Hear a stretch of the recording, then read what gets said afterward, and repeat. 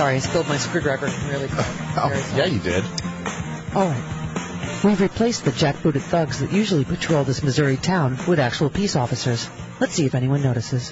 That's Mike in Austin wrote the first joke of today's show.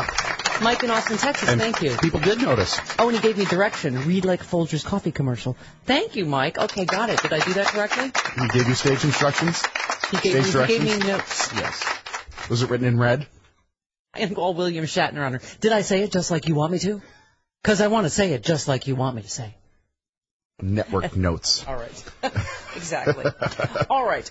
So May Lee, journalist May Lee in studio. What a great week to have her in. And also, this is our personal favorite. What? Tony Hale. Yeah. Because he plays Julia Louis-Dreyfus's assistant on Veep. That's right. Which I love. And then he was on your favorite all time. He was Buster Bluth on Arrested Development. And we've had him on before, and he's hilarious. Have we? Yes. You don't remember? I don't think we did. All right, well, maybe I'm drunk, but I'm pretty certain. I could be wrong. Huh. Speaking of drunk, all right, stop sending me the future wife. A teacher showed up to class again. Again? This one wearing pants. What did we learn this week from the show? Let's not be so judgmental, people. I'm not wearing pants. Everyone has certain substance things and... Well, you remember the teacher last week showed up drunk with no pants. Right. This teacher was wearing pants. And in her defense, math teacher, math is hard. Math is hard. I'll give her Just that. saying, sometimes you need a little liquid courage. Trigonometry is not for, Okay. An Arizona high school teacher was removed from the classroom, cited for public intoxication Wednesday after students said she was drunk and yelling at them during math class. Oh, dear. I was trying to think of various math phrases she could be yelling drunkenly, and now, see, I've forgotten it because it is so hard. Yeah. Math is hard. Yeah. She initially denied she'd been drinking, but fessed up after police found a half-empty fifth of vodka, an empty mini bottle of white wine, and a half a bottle of Sunny D in her purse. Sunny D! She was making screwdrivers. Just like you do. She had a little mini bar in her purse. Wow. She planned ahead. All right. She told the deputy she had begun drinking Tuesday night, continued into Wednesday morning. Why stop? Been there, done that. If it's past 3 a.m., it's like, why stop? Right. Listen to this, problem solver. Clearly math teacher. Fearing she was too drunk to drive, she took a cab to school. Oh, she Ubered it. What? Right? I'm just saying, that is a problem solver. That's right there. That's a math problem. How far is it to school? Am I too drunk to drive? Yes. This took place in Santan Valley, it's way outside of Phoenix. Right. You would kind of expect something like this to happen there. Yeah. That's a little bit of an Uber bill. Yeah, okay, the people in Raising Arizona. Yes. Those kind of people live out there. Okay. Yeah. No word on if there were any huggies involved or whether she forgot them. No. Okay. And she continued drinking in the classroom during lunch. Which is why she planned ahead with the mini bar / purse. Good for her. She was fired in 2011 from another teaching job at a high school in New Mexico for being drunk. Right, as well. So it's going to get a hobby, stick with it. Okay. I kid, of course. She got good at it. Just saying. There's always a sliver. You have to find the sliver of empathy, and that is hard. What's a mini bottle of wine? How would I know? What's the point of such a thing? Exactly. Unless you're stuck on an airplane, I don't know. I guess it fits in your purse. There you go. Wow, there you go. Okay. All right. Although she did have a giant, jug of vodka as well, so size does not seem to be. I think the story said a fifth of vodka. Oh, I don't drink hard liquor. What is that? It's a smaller bottle. Oh, okay. It's one. My apologies. It's flask shaped. Oh, yeah. Okay. My apologies. All right. How about that, by the way? Speaking of Mike and Austin's joke, how about that? Imagine police officers walking amongst people and talking to them like they're, humans. Yeah. Right. People. And, that really was amazing, right? It really was like a Folgers commercial. And you're like, they're actually... listening. Right. They were listening to the grievances of the people. Right. Because, as we said yesterday, Elizabeth Warren tweeted, these people, they just want answers. Yeah. These people want answers, and it's Yeah, I mean, obviously what's happened so far, and by the way, here's another thing because they were also talking about, and the president mentioned how they were treating journalists. A couple were arrested. You saw them, like, shoving one guy's head into it. Yeah. First of all, they're doing their job, and secondly, the other thing is, normal people, it is perfectly legal to film the cops. That's something that, people are trying to get that out there so you know your rights. That's right. It's a First Amendment right. Yep. There is nothing illegal about filming the cops. Because they were saying some cops are not trained correctly and they don't know that. Right. So they think they give an order and that's it. It's like it's not against the law to film. Right. As long as you're not interfering with the cop that's doing his job. Right. It's perfectly legal. You can stand at a distance and film them, doing whatever. Right. Oh, and it's always nice to have the stunning Steve King chime in. Oh God. We'll get to all of this, but he said what did he say exactly? Oh, it's always just so stunning. He of the cantaloupe calves. Yes. Not him, of course. He meant the. We've never seen Steve King's calves. No, one wonders. Huh. He claimed that racial profiling is not a concern in Ferguson, Missouri, because all the protesters are of a continental origin. The hell does that mean? Right, that's what I said. I was like, is that like a breakfast? Continental. What? They're a croissant and a glass of orange juice? He said this idea of no racial profiling, I've seen the video. It looks to me you don't need to bother with that particular factor because they all appear to be of a single origin. I should say a continental origin might be a way to phrase that. He said because everybody protesting the situation is black. From the continent of Africa? Is that what he... Oh, Lord. In case you haven't noticed, they're all black. In case you haven't noticed, he's black. Yes. Wow. Thanks for playing Missing the Point entirely. Yes, obviously, the point of the whole thing is that almost the entire police force is white. Yeah. A lot of people on TV, I mean, we cited these statistics yesterday, but in Ferguson, blacks are twice as likely to be stopped by police as whites. I mean, the statistics and the numbers are clear. Yeah. And okay. So anyway. All right. But thanks for adding your thoughts, Steve. That was stunning. I was stunned. That's why I think Michelle Bachman calls him stunning, because everything he says, you're like, wow, I am stunned. That was racist. Holy. Wow. What a jerk you are. I don't think Michelle Bachman meant it that way. Oh, boy. Quick love letter. By the way, can't wait to get May Lee's thoughts on this. So much stuff going on, but what have I said almost every day? Wow, the show blows chunks this week. Because I'm just been off my game. I'm depressed by a lot of people, really depressed by Robin Williams' death. I didn't know him, but Rick Overton, good friend, he was here with us, brilliant. Yep. He was tearing up in the commercial breaks. Kathleen Madigan worked with Robin in Iraq and Afghanistan, entertaining the troops. It's just Cece Goldwater has been his friend for 30 years. I had her on yesterday. Right. Yeah. Anyway, but so I've just been. The show's not been the normal, laugh riot, farts and slide whistle. Yeah. A little off my game, kids. But that's why it's been nice to see, and who knows? Opinions are like holes. Everyone's got one. They all stink. Oh yeah.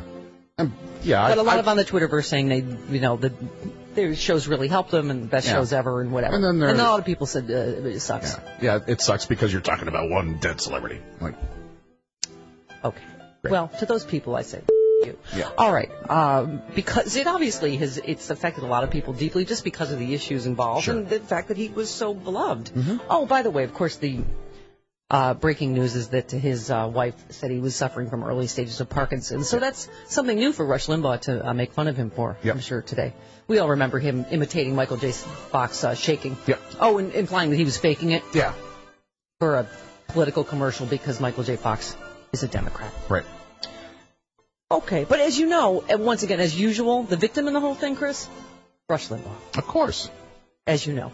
He's completely misunderstood once again and taken out of context, and he absolutely was not. He's so misunderstood. Yes. Anyway, Curtis, just of many, but anyway, if any of what we talked about helped this week, then... Oh, and by the way, I texted, because remember how I'll forget things? See, I forgot what I was just telling you, but I was trying to remember the thing that made me fall out of my chair laughing, because Rick Overton, so brilliant. Yeah. Beyond just how insightful and all that he was about the issues involved. We were talking about why they keep inviting the same people back on Sunday shows that are wrong every week. Mm-hmm. And he said because the Sunday shows had accident forgiveness. That was it. Okay. Curtis writes, I wanted to write to you about Robin Williams' death. I'm a 28-year-old gay guy. I grew up with him as a constant part of my life. His death hit me extremely hard, not just because he was instrumental in my entertainment choices as a child, but because as someone who suffered with severe depression, I've been where he has, and there have been numerous times when I came close to ending it. Being a gay guy in a small town only made it worse, because not only were you a pariah for being gay, you were the weird guy with depression, and the whispers weren't always about who I was seen with, but about the last time I almost committed suicide. On a happy note, I watched my favorite Robin Williams movie last night with my boyfriend, and now that I'm medicated and under the correct treatment, it's never been better. I also want to thank you because your show, with your humor and humanness, has helped us all. Your show has become more than just a show for me. Every day, a couple of hours, you're my funny friend / distraction. Aw. Look over there. It's me. Shiny Keys. I'm the Shiny Keys. That's all I am in life. I am Shiny Keys. Look here. Right here. Right here. Listen, I knew I would never have Robin Williams' career. That's the most I can hope for. I am Shiny Keys. Oscar winner, Shiny Keys. When I'm trying to slow down from work. I've been a listener since 2009, a subscriber since 2011. Nice. Okay. I guess both you and Robin Williams are the same in one respect. Not really in any respect. In terms of talent, good human being, nothing. Success. But thank you. Thank you for even putting me in the same sentence as Robin Williams. Being smart and profoundly funny and showing that growing old doesn't mean having to grow up. Fart sounds here. Oh, all right. You don't need to tell me to put fart sounds in. I will. Best wishes, Curtis. P.S. Here's a picture of my handsome, romantic mini schnauzer, Buddy. Buddy is so handsome and so romantic. I had schnauzers growing up. I did too. We had a miniature schnauzer. Did you really? Yes, her name was Cindy. Mine, I had a Katie, and I had a oh no. Uh-oh. There's that. Oh, boy. You know what? A cartoon Chardonnay canary just flew off with that bit of information. Katie? Kim! Kim was the second one. Kim? Katie and Kim. Thank you. Thank you for bringing that back, Chardonnay canary. Okay, so lots to get to. All the latest out of Ferguson and much more as we continue 18 minutes after the hour. It's the Stephanie Miller. Bring sexy back in hour 3 with May Lee. That's right. All right. And John Fugelsang. Oh, in that's hour right. 2. I'm sorry, I forgot. I thought he was still apartment searching. John Fugelsang on the big show today. That's Very, right. very exciting. All right. And Tony Hale from Veep and Yes. Arrested Development coming up. Very exciting. He's got a new children's book out. I know. I saw. Yeah. I'm prepared for the show. Why are you Sometimes looking at you're me like not. that? Sometimes you're I know not. where I am. Yeah. Sometimes I hear after that. Why didn't you tell me about that? Just because you're the person in my vision. Why not blame you for everything? By the way, Jackie Schechner and I were telling obnoxious Soul Cycle spinning stories. Yes, you were. Oh, and Kristen Yankton said that conversation was so irritating in L.A. Mm-hmm. He thought we were going to start talking about kale. And traffic on the 405. Right. Yeah. Oh, I was driving in traffic yesterday. Wow, it occurs to me now that I'm out of my house during the day. Sometimes traffic sucks in L.A. Yeah. That was horrible. But Kristen Yankton said you can get kale in Yankton, South Dakota. 2 different kinds. Oh, that's Yeah. fancy. Yeah. He is so fancy. Okay. But anyway, I was telling the wolf story, and someone said it. There are 2 wolves inside all of us. One is evil, the other good. Feed the right wolf. Thank you. That's from Question Authority. And then someone else tweeted, what if the wolf I'm feeding is lazy as... That's funny. Okay. All right. Because we were covering the latest celebrity fight at Soul Cycle here in L.A.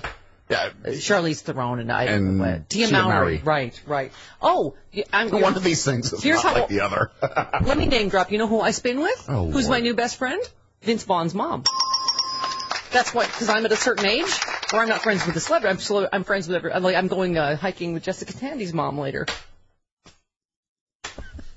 She is delightful. She is amazing. Jessica Tandy's mom? No, Vince Vaughn's mom is like my new bestest friend. Okay. Yeah, but you're about the same age as Jessica Tandy's mom. Yes, exactly. That's why we were at the same pace on the hike. All right, 1-800-STEPH-12, the phone number, toll free from anywhere. Bernard in D.C., you're on the Stephanie Miller Show. Hello, Bernard. Hello, how are you? Good. Thanks for being on the show. I enjoy it. New listener. Well, I'm required to, as it's named the Stephanie Miller Show, but thank you. Okay. Oh. I just wanted to make a comment about the events of Ferguson. I'm originally from New Orleans. I wanted to draw a parallel Okay. with what we saw.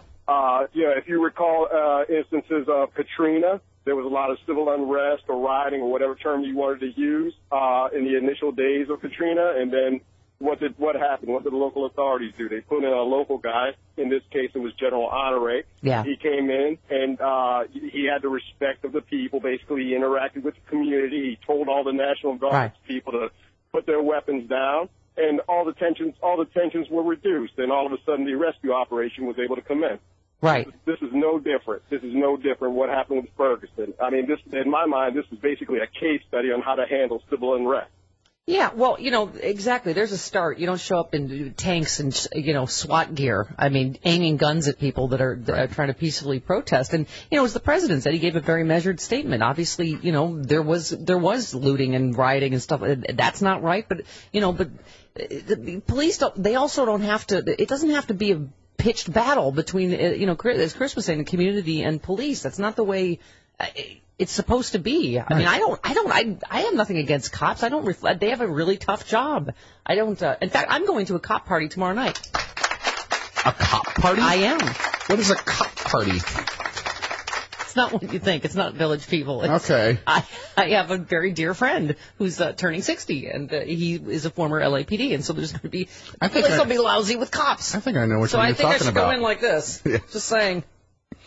I think I know which cop you're talking about. Yes. What? Don't mention the thing about making out with him. That was a long. You time made ago. out with him a long time ago. In his car. A long time ago. It wasn't that long ago. I was working with you. Way before he was married. Okay. Yeah, but you were gay. He was my bodyguard. I was having a Whitney Houston moment. All right, CJ in Texas. You're on the Stephanie Miller Show. Hello, CJ. Hello. I'm trying to get in before the move's talking, and I can't get in. I know. So welcome to my world. Shh. Stephanie, I want to tell the Mook that I believe in some states they have made it illegal to film the police no matter what they do. No, that's not true. No. I think they can. It's the First Amendment. Yeah, it's a First Amendment right. Probably Republican. You might check on Missouri and see if it's illegal to film the police. It is not. It is not. Okay, well, right. I respectfully disagree with you. All right, well, that is not an opinion question. The ACLU is getting the word out there that it is not illegal. It is not an opinion question. Right. All right. It's a First Amendment issue. See? Not everything is both sides do it. Here's the headline now. It's perfectly legal to film the cops. Snapping the photos of police in Ferguson, Missouri may have gotten the HuffPo reporter Ryan Riley arrested Wednesday night while he was covering protests. Mm-hmm. He and Washington Post reporter Wesley Lowery were detained and assaulted after attempting to film a swarm of police officers inside McDonald's. An officer slammed Riley's head into a glass window, and Lowery was shoved into a soda fountain while wearing press credentials around his neck. Both were released without being charged with breaking any laws. Mm-hmm. They essentially acted as a military force, said Riley. It was incredible. It is actually perfectly legal to film police officers on the job. First Amendment. That's right. Talk about it when we get back on the Stephanie Miller Show. You know when you need Batman? You do the bat signal. Uh-huh. I just did the whore signal to Mei Lee. I just said, whore, get up, come early. Lots to talk about. So hopefully journalists will be there. We'll see. All right, and John Peterson coming up, top of the hour? No. Bottom of next hour. Right, that's what I meant. Okay. Paul tweets, Steph, you made out with a guy, and Chris, you aren't a fan of the birdcage. You're both a disgrace to your people. No. What? Birdcage was hilarious. You're dumb. Straight people love the birdcage. I love the birdcage. And I made out with a guy. Okay. I know. Okay, so Nathan, a quietly unassuming videographer there in the corner, was Googling this whole whether it's legal to film the cops. I was trying to. This is actually, it's very important. It's actually perfectly legal to film police officers on the job. There are First Amendment protections for people photographing and recording in public, said an attorney with National Press Photographers Association. Blah blah blah blah. Here's the details. There's no law anywhere in the United States that prohibits people from recording the police on the street, in a park, or any other place where the public is generally allowed. Right. A number of states do bar people from recording private conversations without consent, but as long as the recording is made openly and not surreptitiously, he said it's fair game. Assuming the position of holding up a camera or a phone at arm's length while looking at the viewing screen should be enough to put someone on notice that they are being photographed or recorded. Several high-profile court cases have taken up the issue, and in each case the judge has either struck down the law or ruled that police can't reasonably expect privacy while out in public. In March, for example, the Illinois Supreme Court declared the state's eavesdropping law unconstitutional, saying the law criminalized recording of conversations that cannot be deemed private. So why do many police officers still act like filming them is a crime? He said probably because they haven't been trained otherwise. I think there are many officers that believe the minute they tell somebody to do or not do something that's an order. But police can only order someone to do or not do something based on the law. Right. And there is no law that says you cannot record or photograph in public. Because we've seen these pictures of them saying stop it and moving the camera down and ordering you to. And so that's why they're getting the word out. They can stop you if you get in the way of what they're doing. And thank God, who's the large guy that they just killed in a chokehold for selling cigarettes? Yeah. That was a person that filmed that. In some cases you go, thank God someone was filming what happened. Anyway, so that you have to hope that we always talk about the up or downside of whether it's all these devices or social media. To me, that's an upside. Hopefully people are more aware that they could be being filmed no matter where they are. You know. If you film it, immediately upload it. There you go. So that they can't take away your... You know what's better, Chris, is if you had carbonite and you type Stephanie in the box and then everything's up in the cloud. That's good if it's on your desktop or your laptop. I'm just saying. Oh. Come with me. Okay. I'm just saying, because carbonite doesn't back up your phone, if a poorly trained police officer takes your device and flings it or hits it with a billy club, and you've already uploaded, is all I'm saying. Oh, yes. If you've uploaded it to your desktop, then it's saved through carbonite. I have carbonite on my iPhone. Oh, dear. Never mind. I don't really understand the nature of the cloud. Just it's safe and nice up there. Phyllis in Boston, you're on the Stephanie Miller Show. Hello, Phyllis. Oh, hello. Hello. First of all, I'm wicked excited just to talk to you. I love you. Me too. But I have breaking news. What's that? I have breaking news. Oh yes. Okay. David Gregory has given his notice. Yep. I know it. Yep. I was going to get to that. Listen, mama's got control here. Chuck Todd. And it looks like Chuck Todd's going to start already Sunday. No. No? And Andrea Mitchell is going to be taking over until September. Okay. And that's when Chuck Todd is going to... The lady I heard last night was... We'll see about Chuck Todd. I know. Questions about him, too, so... But I'm so glad to talk to you. I'm so excited. Oh, thank you, Phyllis. Thank you. We love you in Boston. Oh, I love you, wicked smart Bostonites. Bostonians. Didn't you do a show from the back of a cab in Boston? Oh, yes. Yes. I was almost knifed doing. I did a remote for our original station there. Yes, you did. We were doing a live remote at night. That was when I had the evening show. That's right. I said something untoward to a gentleman that I did not realize was perhaps a pimp. Correct. You blurted something out. I blurted something out. I was chatting with him. Thought we were going to have a little dialogue on the street. I believe. Our producer said, "Get back in the cab now!" I was like, "Oh, yikes! Okay, then." Oh, that's after I did the cop ride along here in L.A. That's right. Many years ago. Yeah, I wasn't with you then. No. Yeah. You weren't there to stop me from that. No. I did the entire show I did a cop ride along, and everywhere we went and we got out of the car, I would yell freeze, and my producer's like, "Stop! You're going to get shot! Stop saying that." They're the ones that let me come. We were going to drug busts and all. And you wonder why I call you a loose cannon. All right.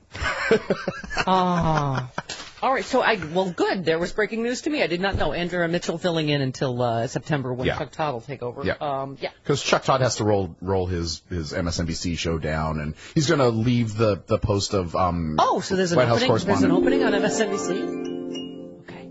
Martin. Mm-hmm. Yes, I'm right here. A lot of people asking for us to get a second chance with armpit pads for me, so there's not the sweating incident. Exactly. Okay, Martin in Chicago, hello. Hey, how you doing, Good. Stephanie? How's it going? Good, go ahead. Yeah, I just wanted to ask a question. Don't you think this blue wall of silence and not providing information on the Michael Brown shooting is what's perpetuating the anger and outrage in the black community? Well, yeah. I mean, here's the thing. I think police officers have a tough job. They're saying because no one has been charged, they don't release a name unless someone has been charged. But sure, I understand why people are like, well, I was watching our friend Lisa Bloom last night on TV, and it's just, I think you're right. Given what we know, even from the witnesses, you're like, well, sounds like someone ought to be charged. and it's certainly nobody's asking for, vigilante justice or anything like that against this cop, but I think people... It needs to go through the justice system. Yeah, but shouldn't, even how many shots the young man took? Was he shot in the back? Right. The police were able to give the officer's position already, saying that it was a struggle with the gun, yet they hadn't interviewed any witnesses at that point. It's like they were trying to protect their own, but didn't even talk to people that actually witnessed the That's incident. right. That really angered people. I know it angered me. And Martin, I have questions for why this whole thing started in the first place. Is it illegal to be walking across the street? I mean, if it started the way they said, where he goes, get on the sidewalk, it's like, why are you picking a fight with people that aren't doing anything illegal, Well, Stephanie, the same thing happened to a black female professor in Arizona. And she was in the street, and the cop said, "Don't you know what a sidewalk is?" And she said, "Well, yes, I do." And then she said something to him, and this thing escalated to a point. You have to see the video footage. Yeah. They're throwing this black professor on the ground. Her dress comes up. They're arresting her, and it all started, Stephanie, from her walking in the street.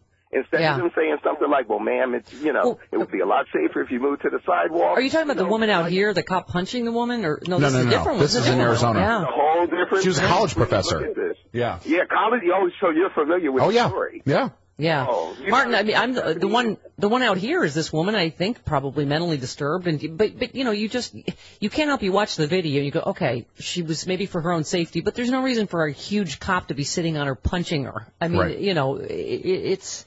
I think you're absolutely right. These situations escalate, but there's no excuse for some of this excessive force, right? Well, think about it. Anytime you challenge a police officer or question them, especially if you're a minority, you could catch the wrath because you say, "Well, why did you pull me over? Get out the car.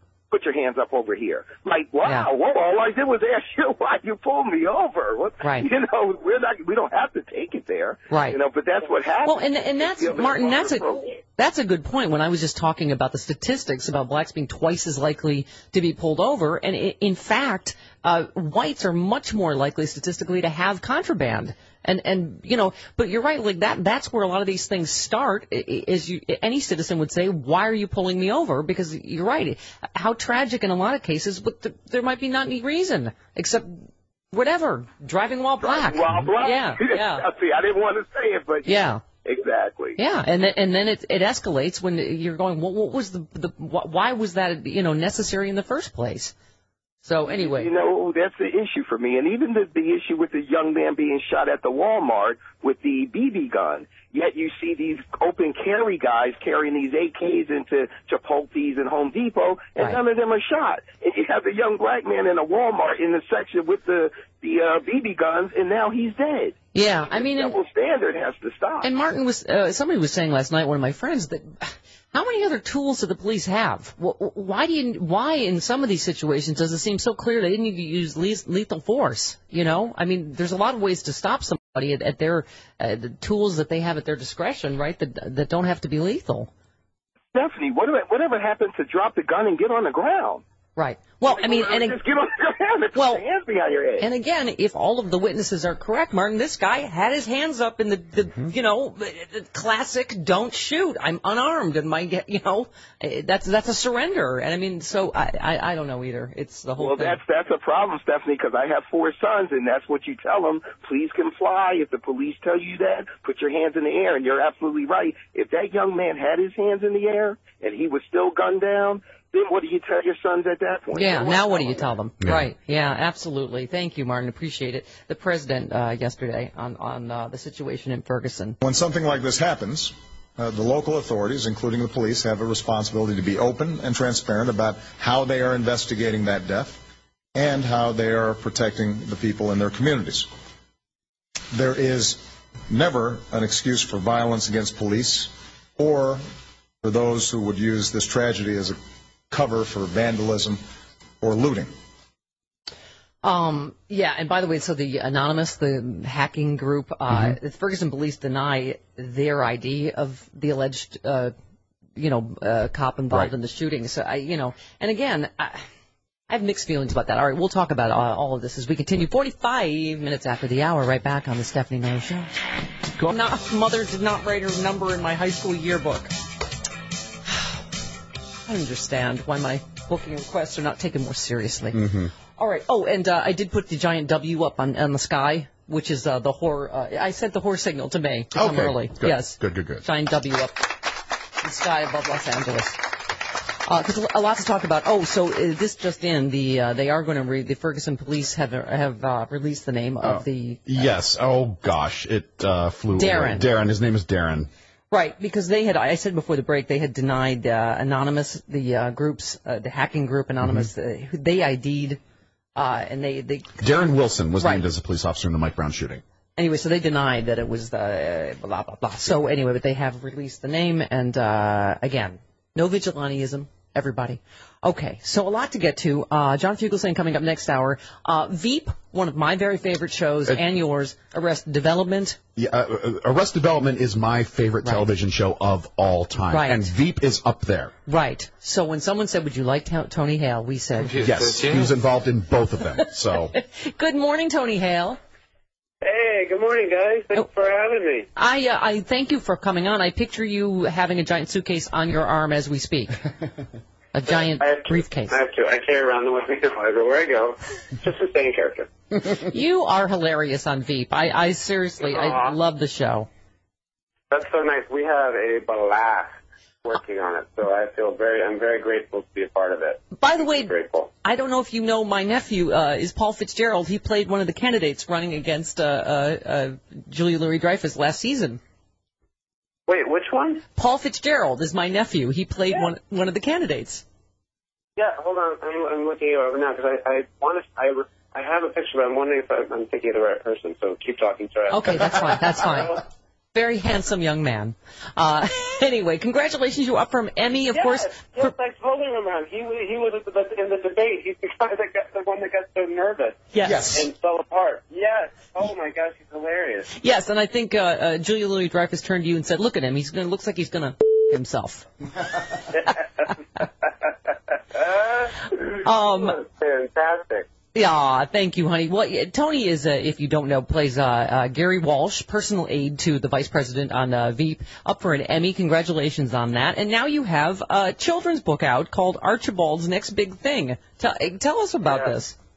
Crazy excited about this. Well, the thing is, I've been an actor for, almost 20 years, and I found a pattern in myself that even though I've gotten these fantastic gigs, I found myself on the gig still looking for the next thing. And kind of focused on it rather than being where I was. And it's about a little chicken named Archibald who goes on these crazy fun adventures. But every time he's on the adventure, he's like, I got to get to my next big thing.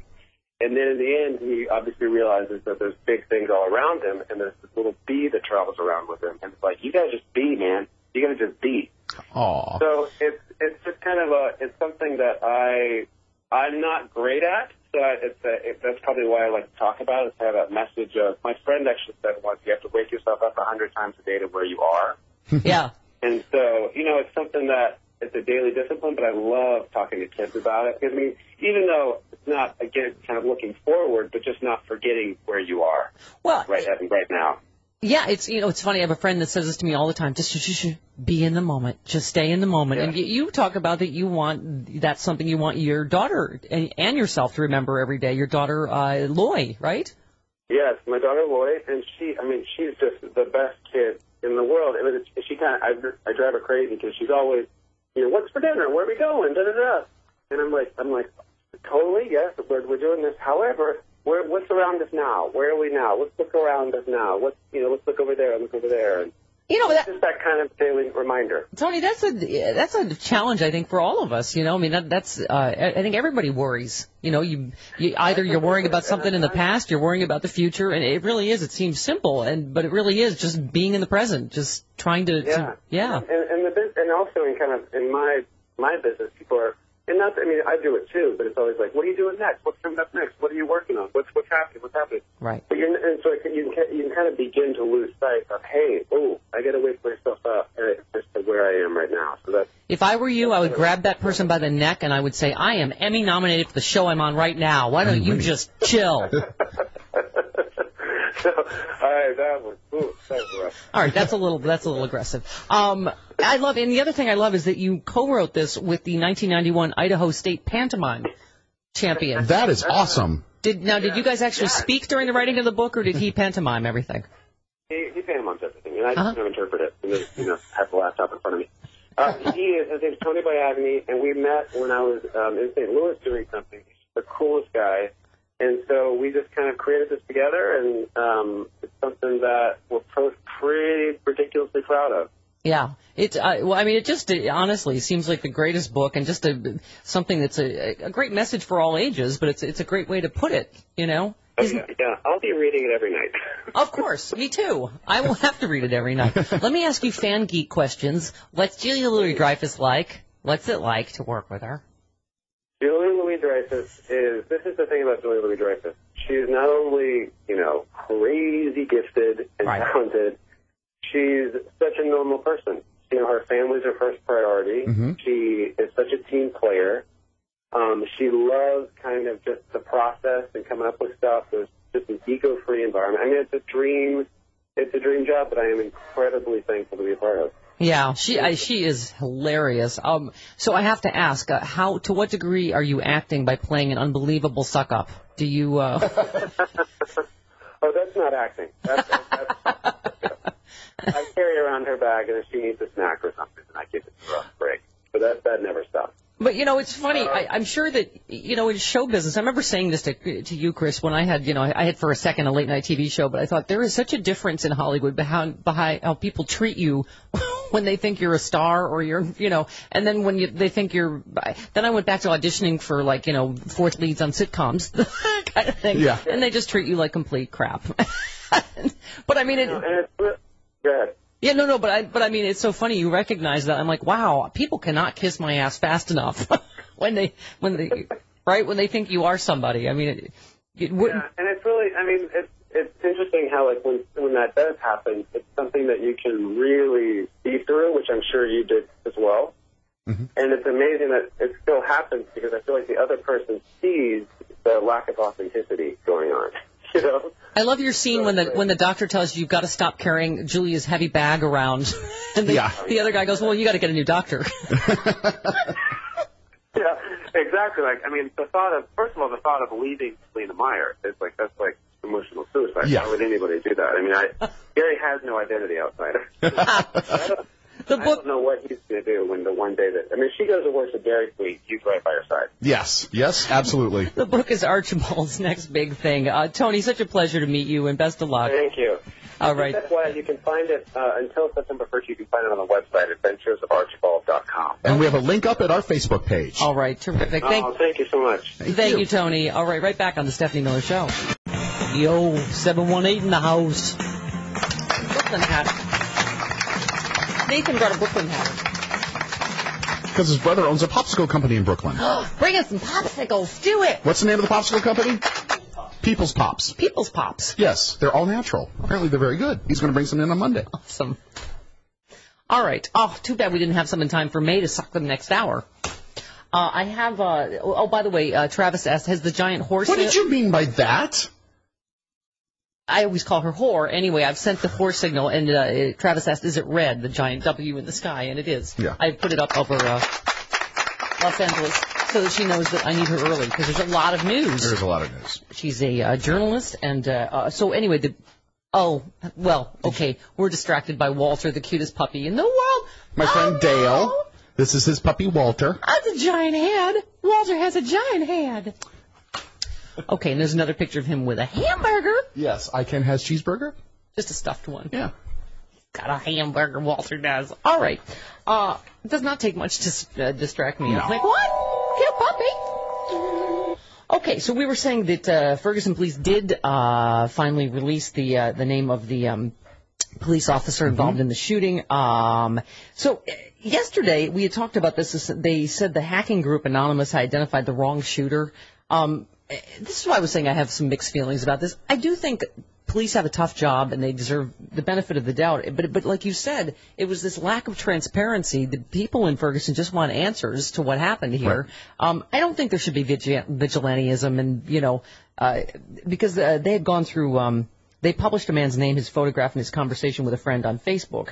And that's the danger of that if it is the wrong man. I mean, I don't know whether this is the same one that Anonymous had originally, but the police said that was the wrong man. They responded on Twitter yesterday denying the man works for St. Louis County or Ferguson Police. He said, do not release any more info on this random citizen. We only release suspect information after the investigation is complete and charges have been issued. Anonymous hackers in the past have seized data that is unreliable and relatively easy to obtain, casting initial doubts on the authenticity. So, but, you know, I don't know if there was the pressure from that they did, then release the name. But but anyway, I'm glad that obviously if you've looked overnight that, as you were saying, gee, look at that. They obviously they changed the whole scenario there by being respectful to people. They were mingling with people. They weren't, arriving in SWAT gear, aiming rifles at people that were trying to peacefully protest. They were treating the protesters as human beings and not as animals. The president last night talking about this, or yesterday day, There's also no excuse for police to use excessive force against peaceful protests, or to throw protesters in jail for lawfully exercising their First Amendment rights. And here in the United States of America, police should not be bullying or arresting journalists who are just trying to do their jobs and report to the American people on what they see on the ground. Put simply, we all need to hold ourselves to a high standard, particularly those of us in positions of authority.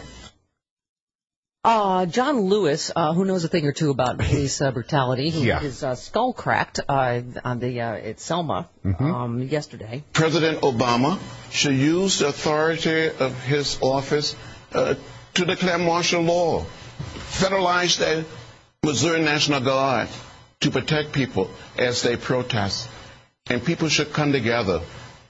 If we fail to act, the fires of frustration and discontent will continue to burn, not only in federal Missouri, but all across America.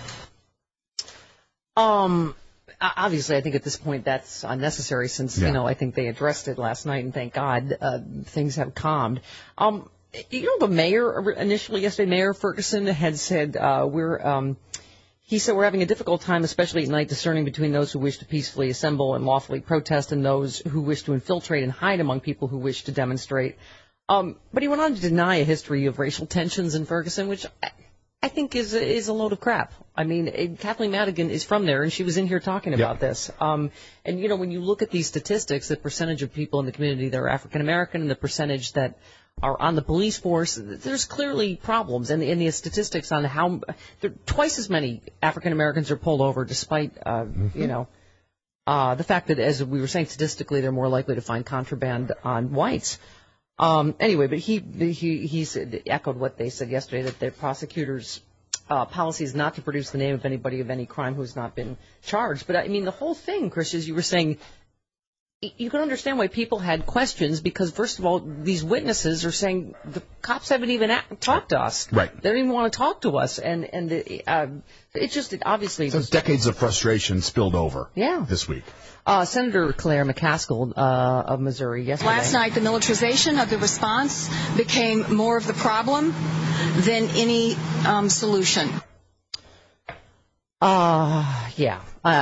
You have to wonder, what degree of that was like the boys got some cool new toys to play with, and it's like, you don't really need a tank. I'm sure that was a lot of it. Yeah. Because cops have a lot of testosterone. They want to use it. Boys and toys. Exactly. My point. Karen in L.A. on the Ferguson situation. Hey, Karen, welcome. Hey, can I be your official Asperger research person? Sure. Yes, please. Go ahead. Anyway, because this is like another one of my little pet projects that I research. Okay. Is police brutality, because I live in LA County, and so we are very, loaded with this stuff. Mm-hmm. Right. POBAR, Peace Officers Bill of Rights. It's in California. It's Public Servants Bill of Rights.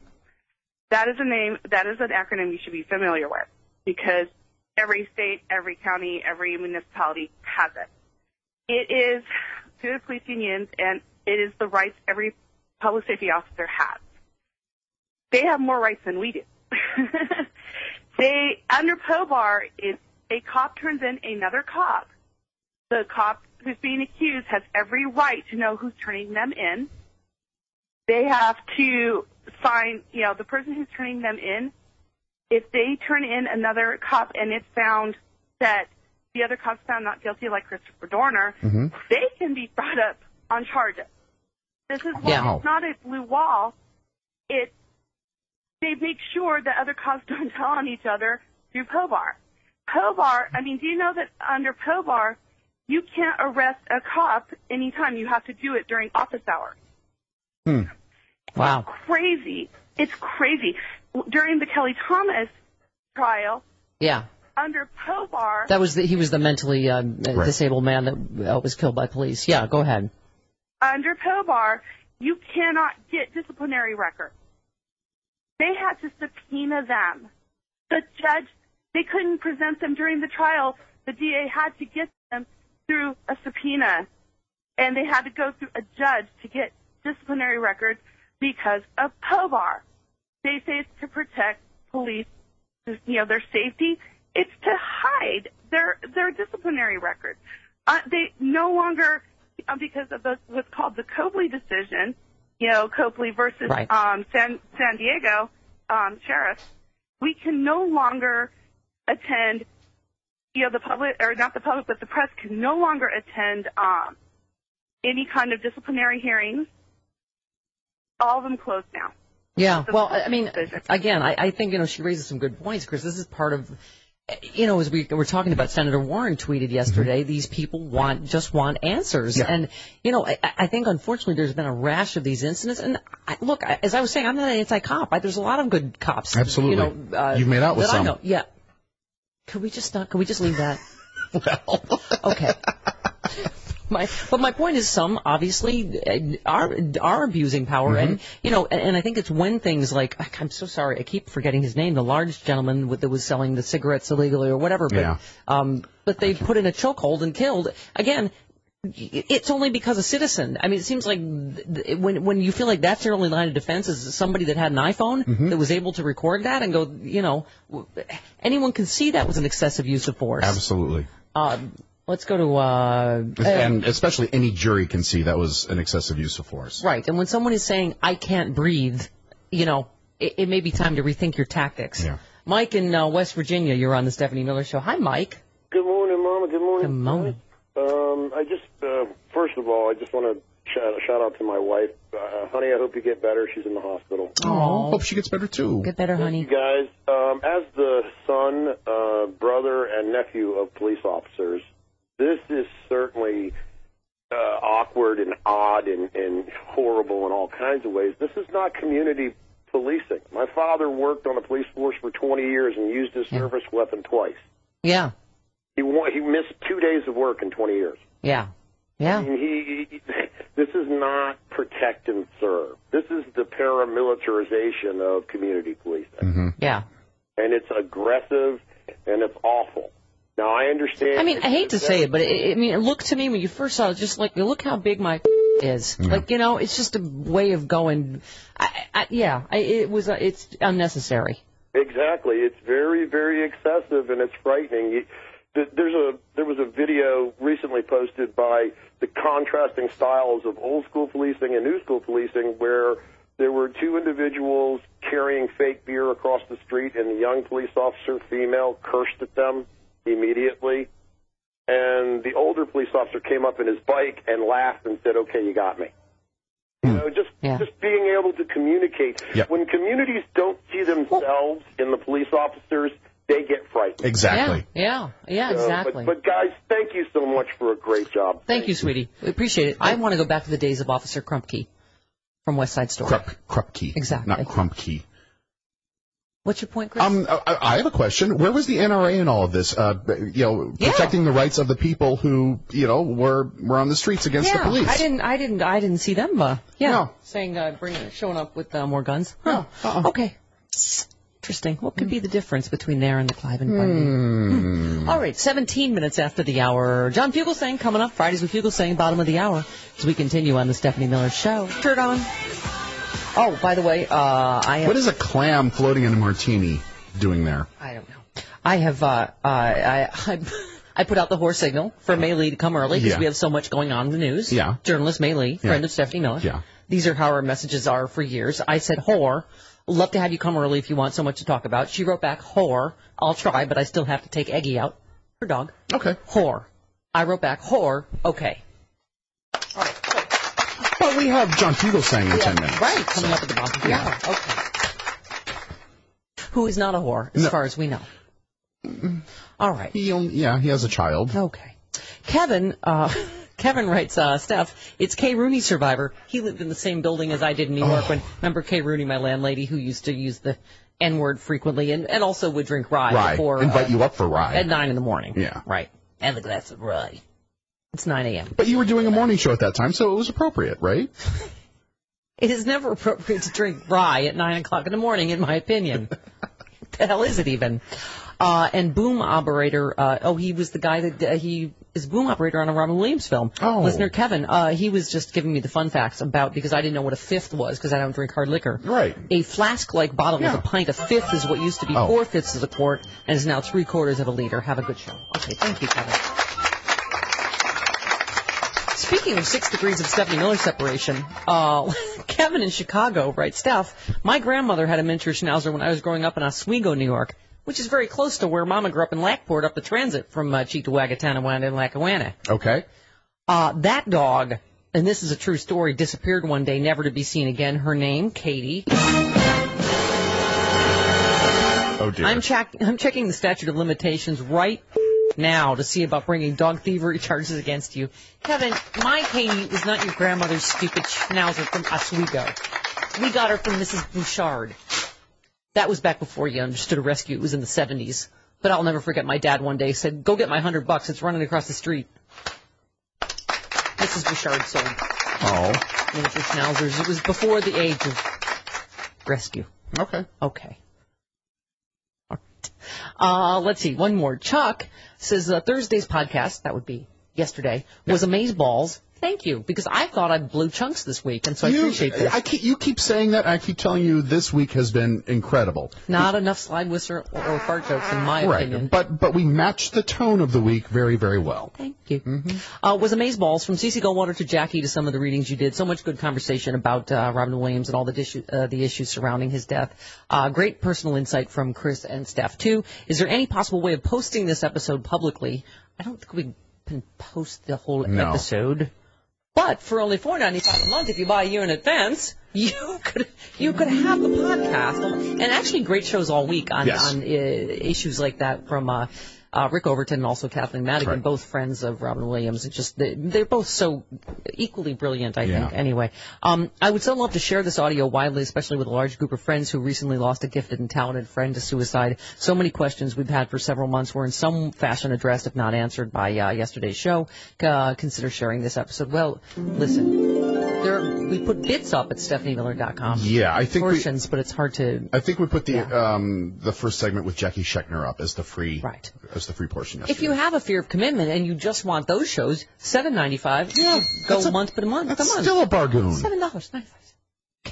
In any case, thanks for for doing your part in keeping me sane by making me laugh daily out loud in public with earbuds in, which probably makes people think I'm insane. Price is Right, loser horn. Oh, all right. As we always say, go ahead, laugh out loud in your cubicle. Yes, exactly. Everyone already knows you're a left-wing lunatic. Yes. Okay. Should we take line one? Yeah. Oh, yes. Who's the caller? Who's on line 3? Why in Chicago it's Parch by Tacky. Hi, Art. Good morning. How are you?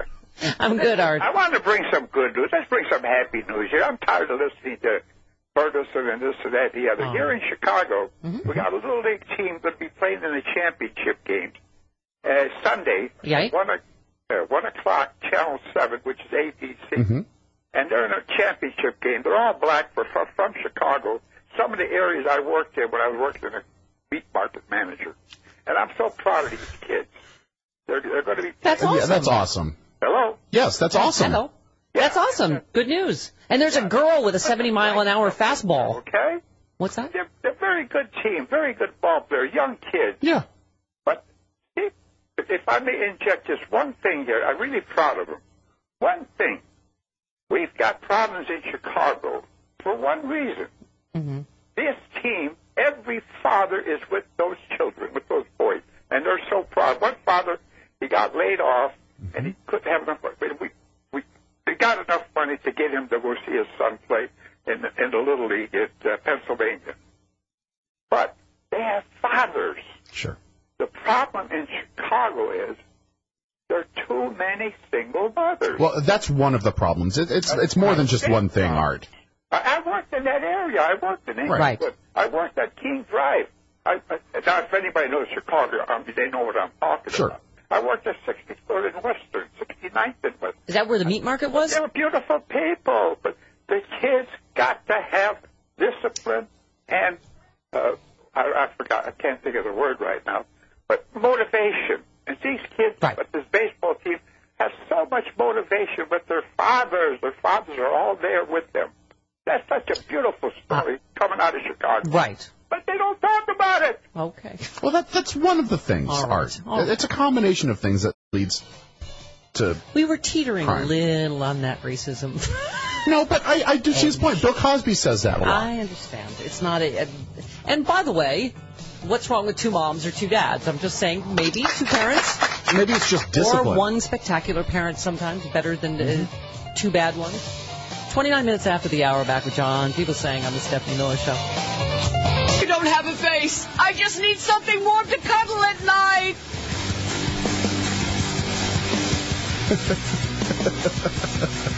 It is the Stephanie Miller Show. Welcome to it. 34 minutes after the hour. Kevin in Chicago writes, "Hey, Steph, Mrs. Bouchard was my neighbor, and she was kidnapped the same day Katie the Schnauzer disappeared. The plot thickens."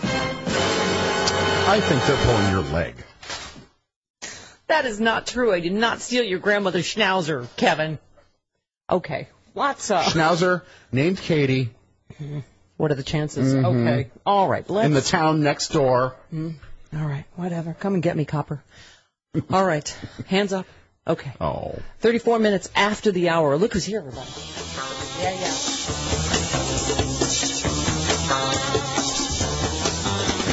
Jules ain't just alright with me.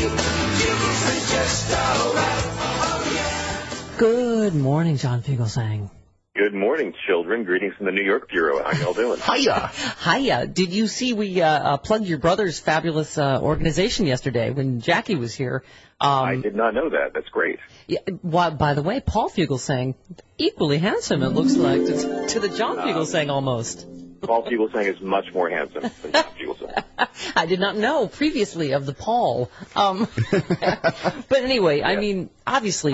My brother is a shrink, and he's married to a poet, so just imagine how screwed up their kid's going to be. Well, we were talking with Jackie, obviously, about access to mental health. I know when, you talked to her about when you were filling in. It's been a week, John. I don't know if did you ever meet Robin Williams? Did you know him? It's actually kind of funny because... We had a time when Robin almost came on Current on the War Room one night. Oh, wow. I've kind of stayed off of Facebook all week because I just can't handle it anymore. But there was a night where I was guest hosting Governor Granholm's show, and that shot in San Francisco. And I was trying to get Robin to come in and Rick Overton, and they're going to come in together because Robin loved Rick, and they improv together all the time. No, Rick was here this week, John, and tearing up. I mean, he obviously is very, very close. They were very close. They were very close, and Robin used a lot of Rick's material over the years. Yeah. And I said to him, please come down. You can just, you don't have to be too political. You can just make Bill Clinton jokes, or make Ronald Reagan jokes, or we'll talk about anything. But at the time, Robin was concerned that if he got too political, it might make it harder for him to get funding for any film projects. And when you look at the last couple of years of his career, you can see that he hadn't had a starring Hollywood vehicle in a while, and he had done a lot of independent films, and he had done his sitcom. And it just goes to show that even when someone seems to be the biggest comedian in the world, they can still be struggling professionally. And Robin was afraid of even being seen as being political. I really have had it with people who a lot of the mean things that came out in the first couple of days afterwards. Yeah. And the only faith I have is that now mental illness shaming has been trumped by mental illness shaming. And I'm so glad that, the disdain that was pilloried on Rush Limbaugh and Shep Smith and these other guys who said horrible, insensitive things. Yeah. And people who said that this was a waste of talent, and that's just vulgar. It's not a waste of talent. It's a loss of talent. Yeah. Never using your gifts is a waste of talent. Well, and explain again, because I think what your brother's doing is so important. I mean, because obviously, mental health has come into, the national discussion in a way I think that it hadn't. And your brother is making sure that some people can get mental health help at a cost they can afford. Because I was saying, John, to Jackie yesterday, a lot of my friends even have said, I can't afford therapy, Yeah. Well, my brother's nonprofit, Open Path Psychotherapy Collective, and I've had him as a guest on your show several times when I've guest hosted. And I've actually called him randomly to ask him to try to psychoanalyze John Boehner. If Bill Frist can do it to Terry Schiavo via video, why not? But it was a way of getting therapists across the country who were willing to see low-income patients at a sharply discounted rate. Because really, mental illness is one of the greatest blocks to climbing the economic ladder. I mean, it really is a threat to the American dream.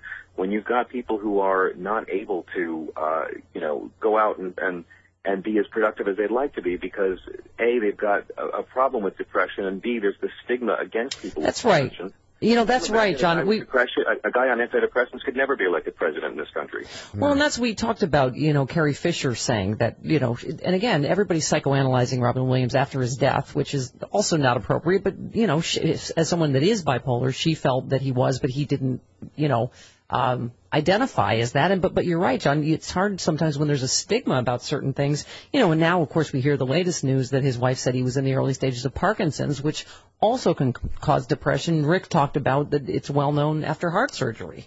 Robin talked about his bouts of depression getting worse. So, it seemed like there were a number of things that he was struggling with. His wife, ironically, also said that his sobriety was intact. She said he was struggling bravely against his, anxiety, depression, the Parkinson's. I said to Chris, quite honestly, she knows there's toxicology going on, so I'm quite sure she wouldn't say that if she didn't believe it to be true, right? That it was not substance related at the time of his death. I'm not able to speak to that. I feel for her, and I feel for their kids and all of Robin's kids. And for everyone who ever loved him. And, I want to believe that some good can come from this. It's going to take a lot of years to figure out what that good is.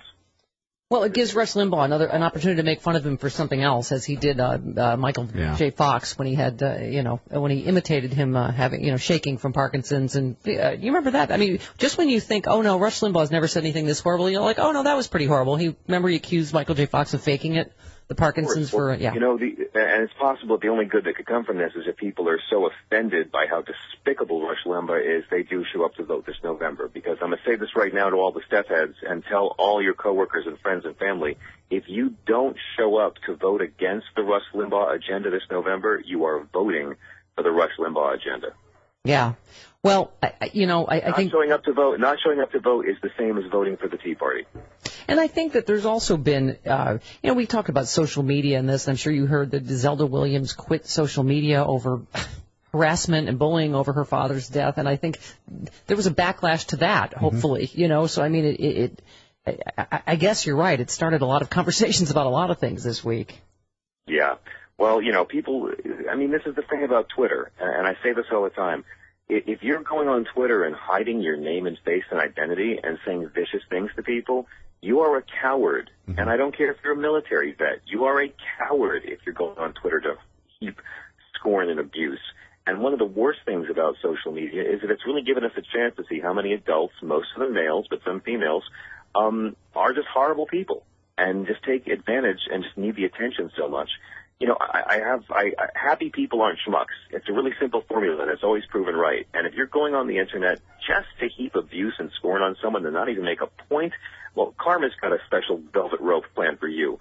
But in the meantime, it's up to the rest of us who do believe in intelligence and decency to try to make the world better. And outliving the endless hate of Rush Limbaugh gives millions of depressed Americans reason to fight on and live another day. And, John, one of Robin Williams' sons, I said this yesterday, but just so touched me. He said, the best way you can honor my dad is to try to be as kind and gentle as he was.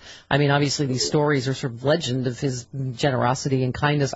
Oh, my God, did you see? I watched this video of him with Coco, the gorilla, remember, that does all the sign language? Yeah.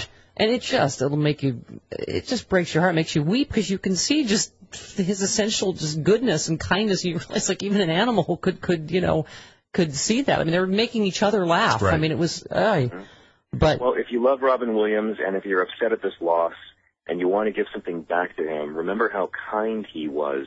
And remember that there are people in your life right now who are struggling with depression and feeling really alone. But and John, forward, doing something for someone who's suffering from depression right now can be your way of thanking Robin Williams. yes, exactly. If someone's sad, reach out. And as you said, John, it is interesting that whatever's happening on social media, Robin Williams, you're right, was the opposite of that. Here, he's somebody that in many ways internally, I guess, was miserable, was struggling with so many things, and yet he could be kind to people when, I mean, that's the interesting thing. Well, having depression doesn't preclude you from being kind to people.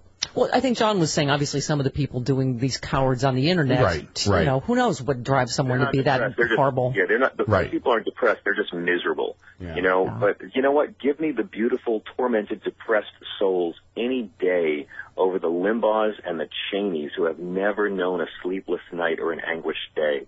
I will take damaged goods any day over a confident, soulless rat bastard ruining America. And I've lost several people in my life to mental illness and suicide. And a lot of it, the mental illness that comes from drug addiction. Heroin's really evil, and methadone's even more evil.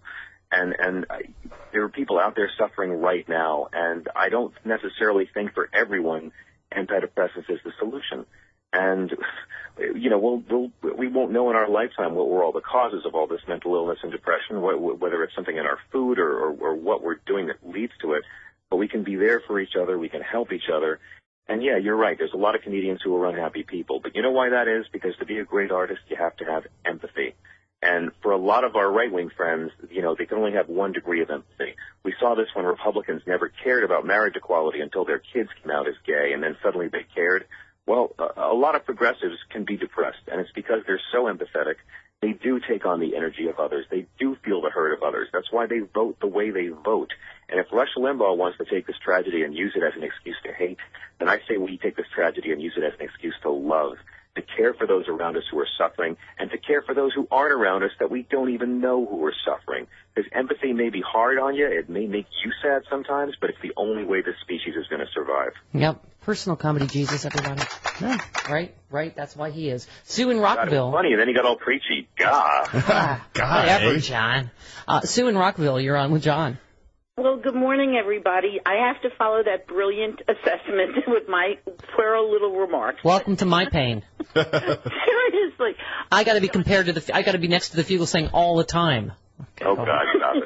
Listen, I have to just add that what John is saying is so true, and it's just that people are so uncomfortable with emotions. The right wing, they really are. They're so terrified of genuine feeling that they just absolutely go into this hyper mean mode. And if sometimes you just want to say, do you really eat with that mouth? Yeah. You just can't believe it. But I did want to comment. I think it's do you kiss your mother with that mouth, I think is the phrase. Oh, okay, I'll get it right. But you guys know there are plenty of conservative people who are empathetic and caring. It's not all of them, Right. And it's not even all of them men. There are caring people. Right, but the people who hide behind the anonymity and the people who, in order to not feel, have to act mean, like a Rush, whatever he is, are really not worthy of our discussion. They really just cheapen our whole humanity, and I would prefer not even to deal with them. I did want to speak, if you have a moment, on the issue in Ferguson and the militarization of the police, because I think there's two issues. One is that the Pentagon must stop selling old military equipment, because when you militarize people, you set them up to want to use it. Right. You're escalating. Yeah. But it's also like the old mystery. If you show a gun in Act 1, it better be used by Act 3. And it logically follows that if you're going to give them these kinds of crazy automatic weapons and give them big tanks and Humvees, they're going to feel that they need to use them in some way. Yep. So my message to all those cops is if you really want to be in the military, please enlist, and then you can defend this nation and play with all the big guns you want. All right. In terms of protecting and defending people, not so much. The Meemaw has spoken. Everybody listen. Thank you. Very, All very right, true. thank you. All right. Eisenhower warned us about this, by the way. When he warned us about the perils of the military-industrial complex, he had no idea this stuff was going to be sold secondhand to local cops. Yeah, exactly. John Fugelsang remains with us for another segment of Fridays with Fugelsang on the Stephanie Miller Show. Welcome to it. 52 minutes after the hour. Oh, Stupid autoplay. Thank God the horse signal worked. I sent out the horse signal. The giant W. Oh, yes, it's Bailey's time, and we're feeling fine. Oh, yes, it's Bailey's time. Oh, ain't that right? Oh, ain't that right? Yeah, I'm here a little bit early because you sent out the horror signal. Yes, exactly. Yeah. And she joins John Fugelsang. We are in the midst of Fridays with Fugelsang. It is too much hot and too much smart all at once. Good morning again, John Fugelsang. Good morning, kids. Hello, May. Hi, John. Oh, dear. Oh, You dear. again. I know. I wish you were sitting beside me here. Not as much as I do. I took my testosterone to sound extra deep. Don't. Now, so May Lee brought breaking news with her as a journalist for many years, CNN, MSNBC. Did, yeah. So investigators named Michael Brown, the teen shot and killed by police in St. Louis suburb, as a suspect in a convenience store robbery that occurred moments before the shooting, according to Ferguson police documents. So, John, what they're saying is that they're accusing him of stealing some cigars but again, I don't think the death penalty is in play for that, if that is true. If you're more upset about poor black people stealing cigars than rich white people on Wall Street stealing your future, you are what's wrong with America. Mm-hmm. The Fugelsang. I think that should go on a bumper sticker there, John. Yeah, no, I just heard this because the police chief had a press conference earlier, right. Giving more details. And they also released the name of the police officer now. Right. 6-year veteran of the police force, apparently never had a background of any violence or any, incidents. And then, they talked about this alleged theft that occurred. And absolutely, that doesn't, permit the police to just, go bonkers and shoot the kid. And, it's proportionality, as you were talking about before the break. And, May, I'm sure you saw this, them, arresting journalists for nothing.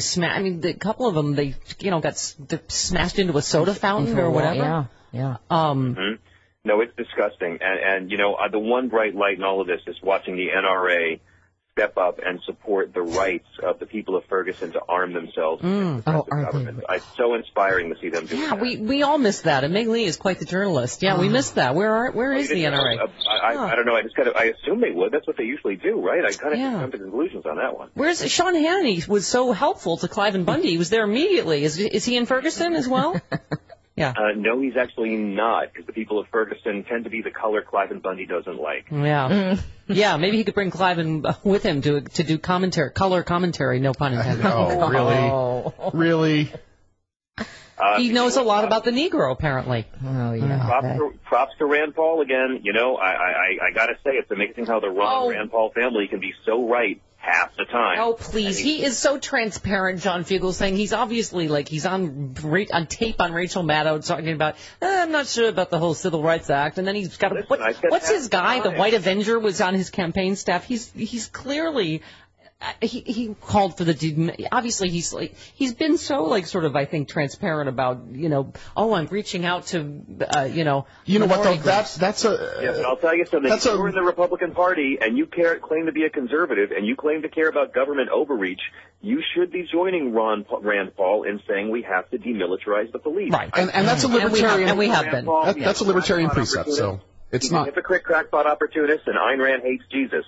But the fact is, he consistently has more guts than many Democrats on the drug war, on the Iraq war, and on saying that this whole tradition of just funneling military hardware to local cops is a bad idea. Yeah. Yeah, no, absolutely. No, of course. That's what I'm saying. Of course, we agree with him on the, demilitarizing the police we force. We acknowledge he's a joke, but give him credit for being right half the time. Or one-third of the time. Can I just say, and this is no offense, he is shorter than May Lee. Is he really? Yeah. Kathleen Madigan she's 5'1", and she's seen the top of that awful No. Yes. in person. And he was wearing Prince heels. And she was wearing chunky heels, too. Wow, Just I saying. did not know that. Yeah, Okay. just saying. Well, John, I don't know. I mean, as we were saying, it obviously you made a comment, May. You were saying that the state police came in instead of the Ferguson police, and you were saying the head of the state police is black. Is black, yeah. And I mean, of course, you wonder if that has made a difference overnight, because apparently it was pretty peaceful, and Chris, you were saying they were even hugging it out. Yeah, at some point, because the state troopers actually talked to and listened. But here's the thing. Which is more important than race, don't you think, John? I mean, but here's the thing. I mean, there's a statistic that has come out about Ferguson. The population is 2/3 African American in that town. Right. But all of the executives and most of the police force are is white. Yeah. So there's. And by the way, not to take away from Rand Paul, but here's someone who's actually doing something, and it's Democratic Congressman Hank Johnson of Georgia, and he announced yesterday he's going to file legislation to stem the militarization of local police. It's the Stop Militarizing Law Enforcement Act. Everybody look it up. And he's asking Democrats for support for his bill. If you care about what's happening in Ferguson right now, write your congressman and tell him to sign on to the Stop Militarizing Law Enforcement Act. Because Rand Paul may be talking the right game, but Congressman Johnson's actually doing something about it. Yeah, good for him. John Fugelsang, I know you've got a lot going on. Thank you for giving us a Fugelsang Friday segment. We appreciate it. I just wish I could have been there to strike out with Malin again in person. So. Aw. You'll have another chance. Next time, John. I'm sure the lovely and talented Mrs. Fugelsang wishes you could have been too. Love you, John. He roots for me. Bye-bye. Okay, bye. All right, right back with more May Lee on the Stephanie Miller Show. My favorite song. 6 minutes after the hour. That's right. You have a well-known hate for this song. I openly declare it. All right. Journalist May Lee, let's rejingle her. Why not? All right. Because now it's your very, very own hour. Here she is. May Lee, when you're with Steph, I'm smiling.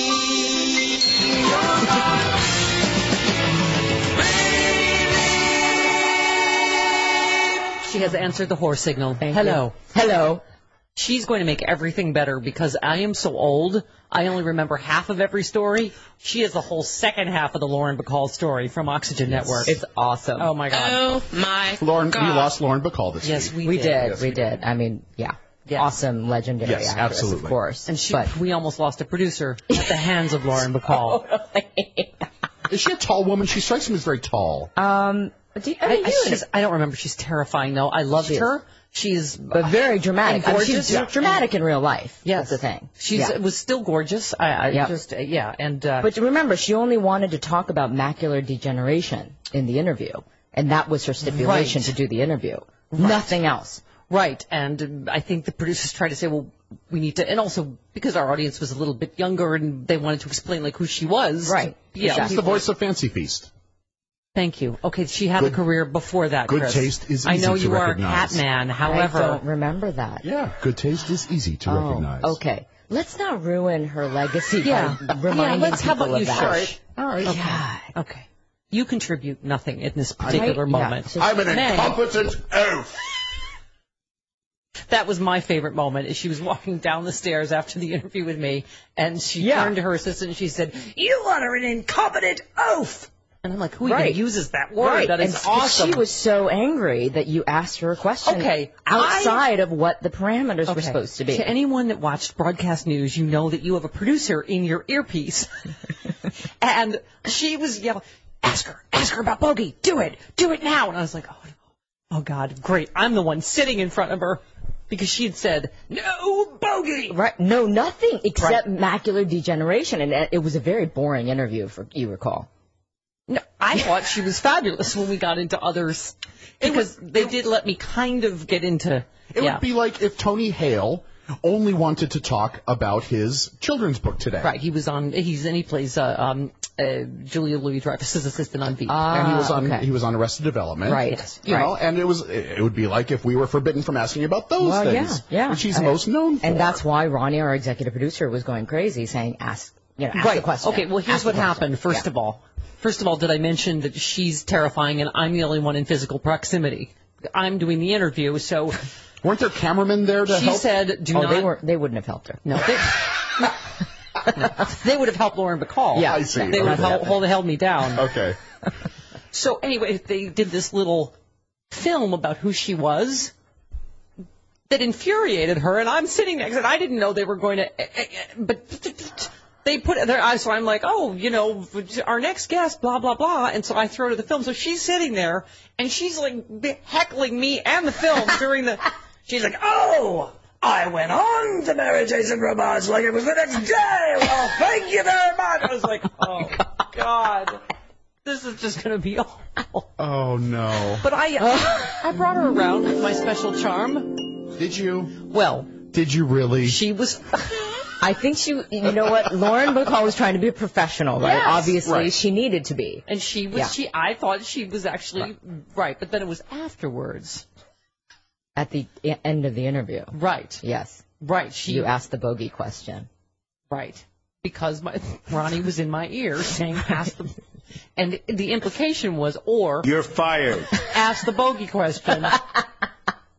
And she would have been, Yeah. So anyway, so what happened then? So Paul... So Paul, the producer of that segment... Yes. He heard the question and he started freaking out, knowing that Lauren Bacall would be so angry. And, of course, she was. I guess she just stomped off the set afterwards. And he intercepted her to apologize, and he said that she took her bony finger and, slammed it into his chest. Again and said, through her finger. Yeah, and said, liar! And then just stormed off, slammed the door, and left. And he just, he was like, Did wow. she say goodbye to you, or did she just get up? Yes, she was Really? lovely to me. No, but then she stomped off the set. Okay. And then dear. just lost it. Yeah. Oh, dear. But he said it was like she said it in such a 1940s dramatic flair, right? Liar! Yeah. And I'm not sure. The other thing that was, I think, awkward, although I don't, I'll just say allegedly, is I think she had macular degeneration, but she did not want to say that, so she kept saying my friend has this, and it's why I'm talking about it. My friend, Oh, really? Yeah, it's like before I came out. I'd be like, I have a friend that's gay. Okay, I see. But everybody knew. But I don't know. Yeah. I can't. That's as I recall it. But anyway, that is, ladies and gentlemen, the Lauren Bacall story. All I can say is thank God I didn't do that interview. Yeah. Yeah. That's scary. Why were you chosen to do that interview? May's too small. She would have drop-kicked her into the middle of this. They're like, get Sully out here. Get the linebacker out here. Lauren Bacall's tough. Wow. Oh, God. Yeah. All right. So we've been talking, obviously, a lot about what's going on in Missouri, racism, etc. You've told stories about you were, I guess, the first Asian newscaster they'd ever had in Ohio, yeah. Right. In Dayton, yeah. Mm-hmm. Right. Yeah. No, people would call all the time saying, get her off the air. Where are you from? Go back. Right. To where you came from. All of that stuff. And I got called all kinds of names on the street when I was reporting, too. Oh, that's nice. So, I mean, everything from, I'm going to say it because this is what Chink, Jap, Gook, right. People yell at me about Pearl Harbor. I mean, just all sorts of things. Even though the Koreans had I'm nothing. Korean. Yeah. Doesn't matter. Okay, doesn't matter. gotcha. Asian, If that's May's story, she wasn't involved. It's just be polite. She's a guest. That Lauren Bacall thing, I'm just going to, I'm going to take her at her word.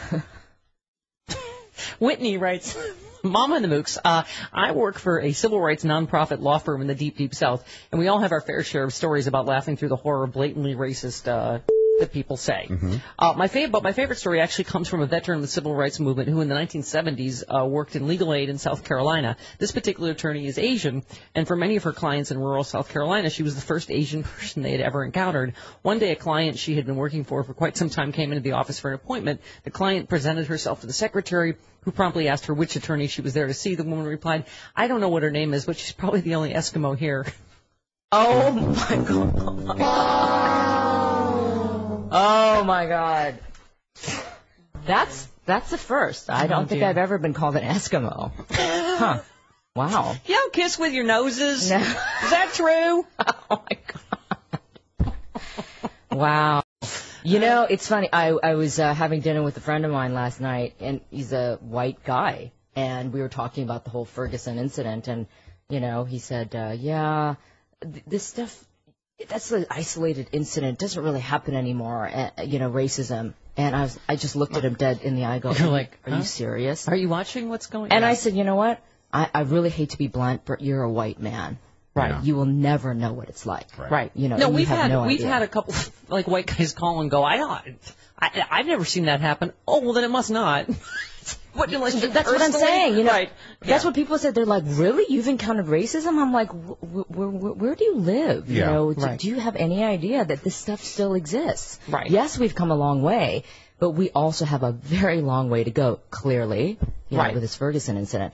So, And it was made to look even worse by them not letting journalists do their job. Yeah. I mean, we saw the That was footage of them, shocking. like, you know, putting cameras down, Yeah. throwing lights down, saying stop. You know. tear gassing them. Yeah. I mean, it was serious stuff. There was a cartoon of a police pointing a gun at a black person. The black person saying is "Don't shoot," and the cameraman's behind the cop, and he's saying "Don't shoot." Yeah. I mean, it's like that's what's going on in Yeah, Ferguson, and why absolutely. it's Governor Nixon yesterday. They want a community that's healthy and happy and safe. They want their streets to be free from intimidation and fear. He told me they want peace, they want truth, and they want to be treated with respect. Today, my message to the people of Ferguson is that these voices have been heard. Over the past several days, we've all been deeply troubled by this crisis, as the pain of last weekend's tragedy has been compounded by days of grief and nights of conflict and fear. What's gone on here over the last few days is not what Missouri is about. It's not what Ferguson is about. This is a place where people work, go to school, raise their families, and go to church. A diverse community, a Missouri community.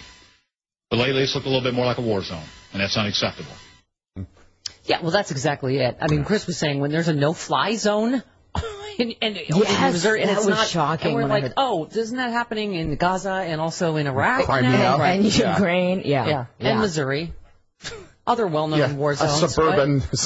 a suburb of St. Louis, you know. But, yeah. I mean, we said last week, what a news cycle in general. And Jackie agreed with you yesterday. That it's like in your whole news career, you're like, what? I say that every day now because every single day something horrible is happening, something that breaks my heart is happening, something that you would never expect. Yeah. And I've just never seen this kind of progression and intensity. And we've talked of about. news. I was saying, clearly Robin Williams had a lot of, there's a lot of separate issues that might have impacted. Yeah. But, I've had a lot of people say that, a lot of this news, if people are already depressed, it doesn't help. Right. And I've been personally depressed by the Robin Williams thing because it touches so many issues. Even I didn't know him personally, but we've had friends in this week who did. And he's because it's so many issues that are so, when you have 34,000 people commit suicide in the United States every year, this touches a lot of people, and depression and suicide. All of Depression it touches a lot of people. Yeah. I mean, I was thinking to myself, why? Everyone is so sad about the Robin Williams suicide. Mm-hmm. Everyone, right? Even if you had nothing to do with his life or his career or not even in the business, nothing. And I thought to myself, why is that? I mean, it's obviously a tremendous loss, but to me, the reason why is because, wow, here's a guy who his life was supposedly joyous and, filled with laughter, and he had a family and, seemingly, positive things going on in his life. And so you think to yourself, wow, someone like that is going to decide to end it. Then what have I got going? I mean, it sort of starts, you start thinking that way in some ways. And I think so many of the, we've talked about your depression after your dad's death. You lost very him bad depression. Not that long ago. I, just visited my dad's gravesite I talked about in Arlington. I lost him 30 years ago. I mean, I read these Robin Williams kids statements and they're just heartbreaking, and we've all been there to some degree in terms of losing a loved one. So lots to talk about. 18 minutes after the hour, May Lee, journalist extraordinaire, on the Stephanie Miller Show. It is the Stephanie Miller Show. Welcome to it. Check and text. Oh. Okay. Journalist May Lee joins us live in studio. 1-800-STEPH-12, the phone number, toll free from anywhere. All right, so we've been talking about differences, racial and otherwise, what's going on in Ferguson, your own experiences, etc. Can I just say, I learned the key difference between men and women yesterday. Can I tell you? Mama, I know the main difference. That's not important now. Okay. You don't have to show me the diagram again. I know. All right. I get it. Okay. Wonder if I need to break that out again. Oh, no. No, I went to the guy that owns the show that's trying to come in for the life insurance money was in town because we've been talking it's a lot of interesting, death in the news, people, dealing with just scary stuff, health issues, whatever. So he had a really bad health scare a few months ago, and I didn't know the details of it, but I didn't know this either. Well, it's kind of important to your employment anyway. I know. He thought he was having a heart attack. He was, seriously dizzy, sweating, whatever. His wife called the 911. Anyway, the EMTs came to get him, and they determined they thought he was having a heart attack or a stroke. They were trying to determine which hospital to go to, and the EMTs actually said, we don't think you're going to make it to this one. And I'm like going, first of all, should you say that? Because that's going to give you a heart attack if you're not having one. There was all this discussion that they were saying, we're not going to make it. I don't think we're going to. I mean, what? Right. So anyway, terrifying. As it turns out, he obviously is fine. It was a really bad episode of vertigo. He's changed his diet. He's lost 21 pounds. He's, geez. Yeah. I mean, he was doing some stuff heart-wise that, his cholesterol was way off. And being a man and lifting way too much weight in the gym. What? Wait. The point being the difference between men and women. Oh, well, I'm going to tell you the difference. So he was telling me the story. Listen, you don't have to get Grandma back on the story. I'm a journalist, just stay on the story. Yeah. Jeez. God, wrap the story. God. Should I ask about Bogey first? All right. Anyway, so he said as he was sitting there and really, he was just trying to sort of take it in. He said, I didn't panic. I was just thinking, wow, this is it. Wow, this is it. And he said the only thought for some reason, because he has, kids and he has a wife, and he said the only thought in my head was, really? No more jobs? That's it? This is the end? No more sex? God, that sucks. I'm saying that's a man thinking about. For real. That's what he was thinking. Right. Mm-hmm. Yep. That's what he was thinking. That's right? Ron. Right? Yeah. The end of BJ's. Just saying. That's Ron, or is that last thought in a man's head? You're thinking you're going to croak, and that's what you're thinking. I don't think that's every man, but that's totally wrong. Won't see my wife and kids again, but wow, last one of those. Okay, so nice there you to go. hear that he still has a healthy sex life then with his wife. Well, yes, that's good. Apparently, that's something new I learned as well. I just saw what you tweeted, May. Oh, yeah.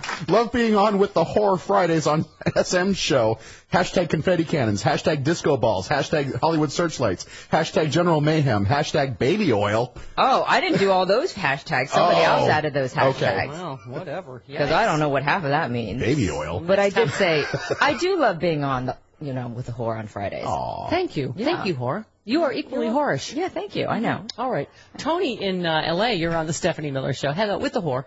Hi, Tony. Okay, here's another one. Okay, so. Welcome to the whore party. Girl. Can't nobody do it like we do it. That's right.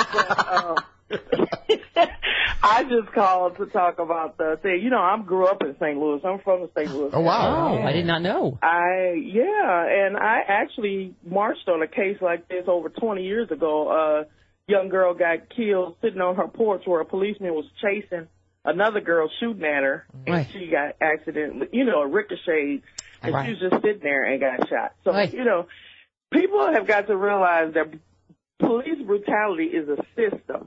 It's systematic. These aren't random little, look, in the last month, look how many cases we've heard of. Look at the young brother here in L.A. that got shot. I just talked about yesterday. Yeah, the mentally disabled guy. Yeah, that. Yeah. So it's a system. They're being militarized. The main problem is there's no consequences. And all these people could talk about. As a black person, it's like if I hear of another person getting shot, I don't know what I'm gonna do. But the bottom line is there's no consequences. Now, they're always getting. The vacation to me, because leave with pay is vacation. Yeah. Yeah. How many consequences? If there wasn't a system, how many black cops have shot white people? Now, I'd be willing to bet on one hand, none. You don't hear about that. And so it's been going on forever. This is nothing new. It's only because of the social media or technology changing that we're learning more about this. It happens all the time. And what I'm saying is, what is people's solutions? Now, they want to talk about black folks. We've prayed, we've marched, we've tried to use the legal system. Justice is blind, but she can smell black people. What would you have people do? I know what will work. The one legal thing that'll work are the cameras. Yeah, absolutely. Tony, we're at a hard break. The other thing that gives me hope, you and me. You and me, sister. That's right. That's right. All right. All right. Right back with May Lee on the Stephanie Miller Show. Mama has the smartest, funniest listeners in class. Barbara tweets, so 2 whores walk into a basement studio. Someone else tweeted, you and John need to get a newsroom. This is true.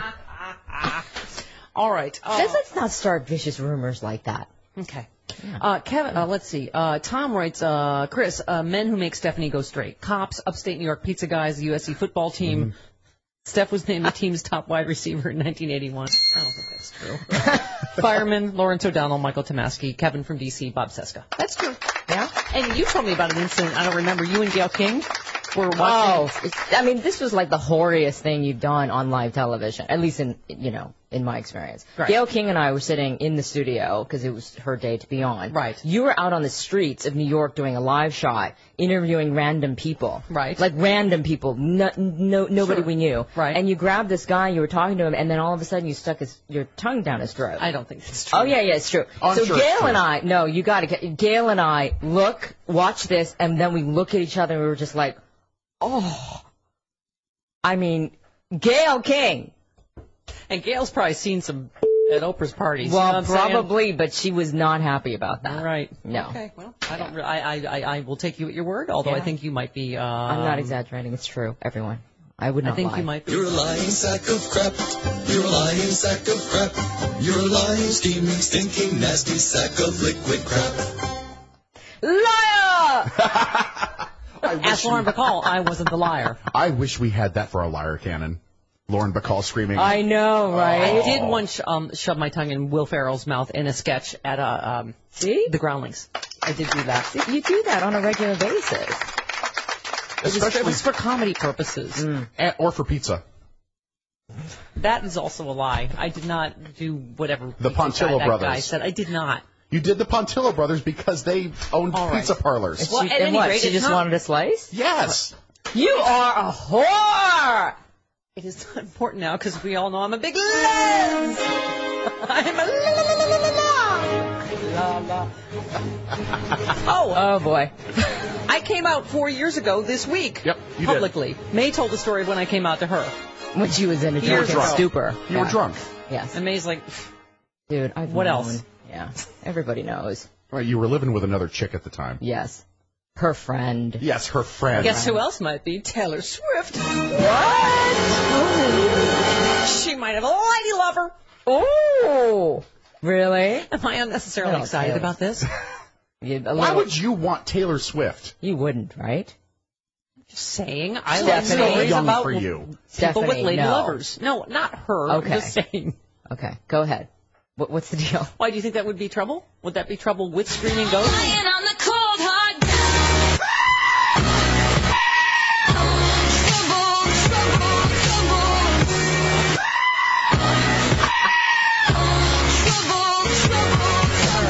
All right, now we have drawn May into our web. We have shown her the screaming goats, and we've also showed her the turtles having sex. That was not. That's hard to unsee, that isn't it? It really is hard to unsee. Yeah. Thank you, Chris. Yeah. Well, you know. Who wants to watch Mitch McConnell and his wife have sex? You know what I'm saying? That is horrifying. Okay. That turtle had the same expression I bet you Mitch McConnell's wife has. Elaine Chao? That turtle. I saw eye rolls. She was like, when is this over? Okay, back to Taylor Swift. Oh, yes, please. Get back. Okay. And her lesbian lover. Allegedly. Alleged yes. lesbian lover. Yes. Jim was here as Tom Brokaw to do this story. Allegedly.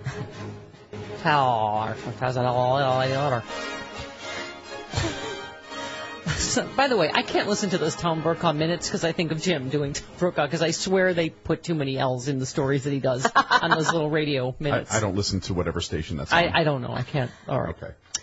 Last Saturday, the Mail on Sunday reported that Taylor Swift was secretly shacking up with 22-year-old supermodel and close friend Carly Kloss in her Beverly Hills mansion. Okay, then.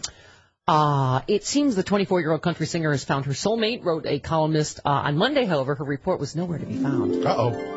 It disappeared from the Mail's website, Mail Online, without explanation. A spokesman for Mail Online explained the column and later orders to delete it originated entirely from the Mail on Sunday, which is the sister publication of the Daily Mail. They asked us to spike it. We have no idea why. I have some thoughts. Yeah.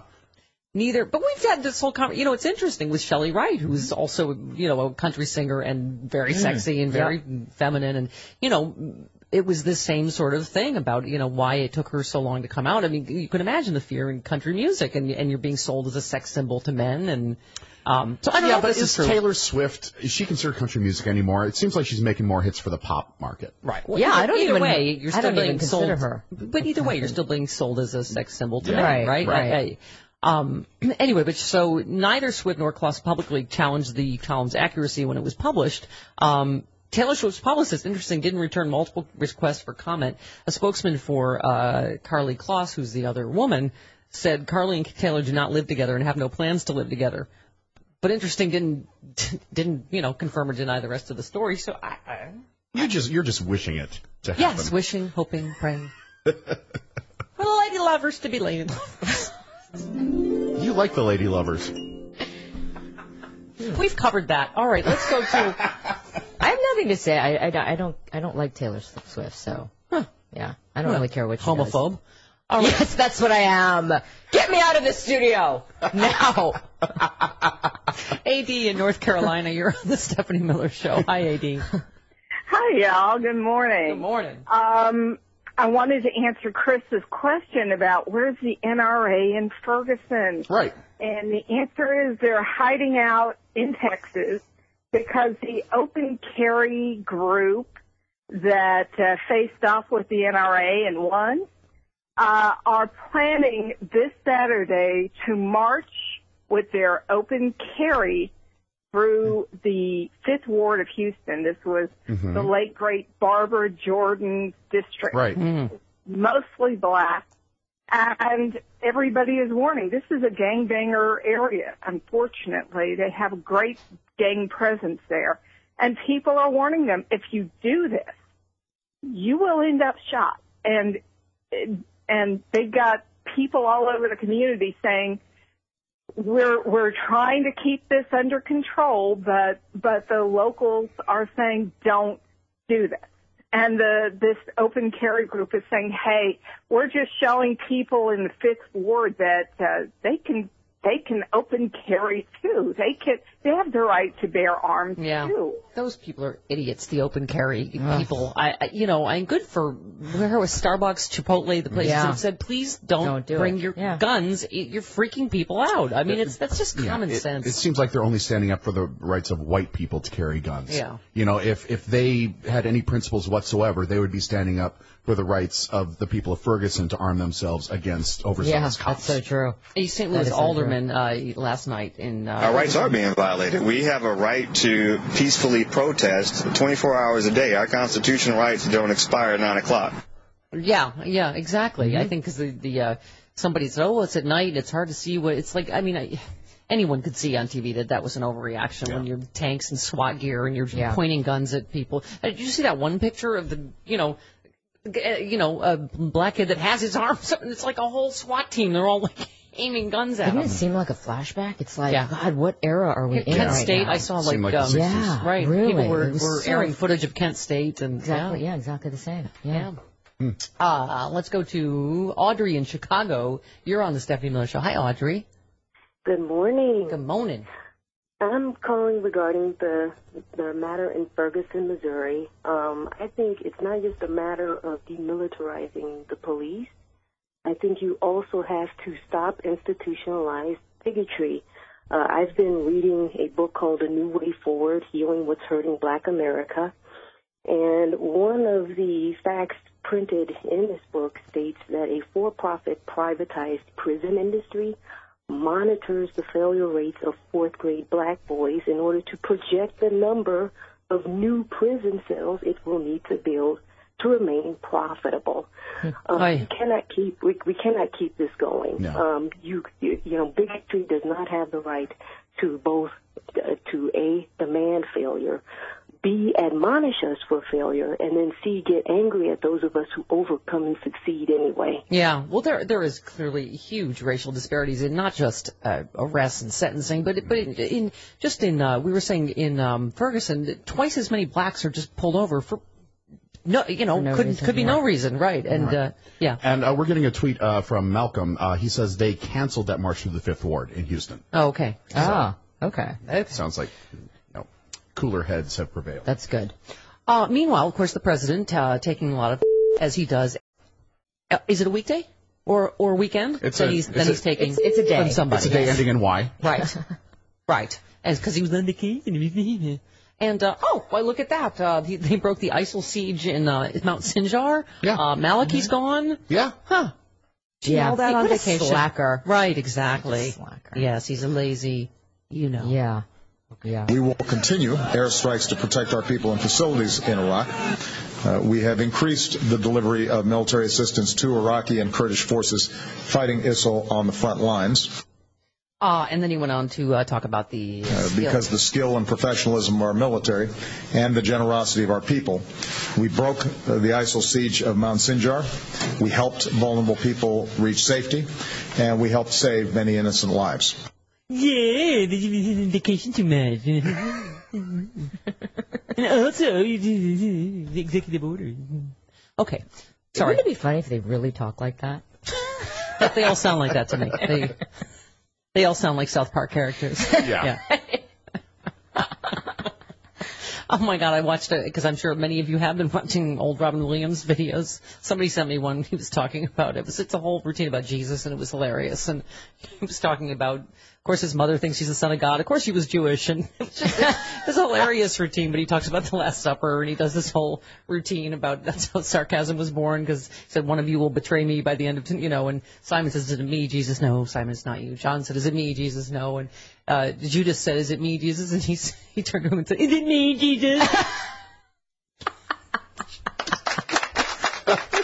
I'm going to have to look that one up. That's hilarious. All right, 46 minutes after the hour, right back on the Stephanie Miller Show. Stephanie Miller.